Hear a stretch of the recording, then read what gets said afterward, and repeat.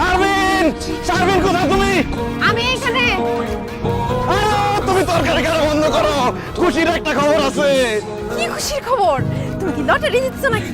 আরে না, কিসের লটারি? এর থেকে বড় খুশির খবর। ও মা গো মা, এর থেকেও বেশি খুশির খবর।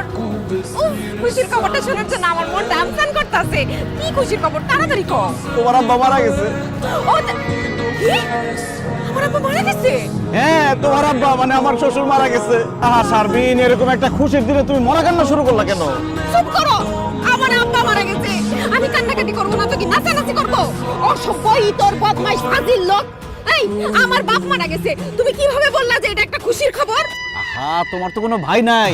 তোমার বাবার সহায় সম্পত্তির মালিক এখন কে হবে? তার মেয়ের জামাই না? আর একজন মেয়ের জামাই হিসেবে এটা আমার জন্য খুশির খবর না? রেল্লা, কত বড় স্বার্থপর।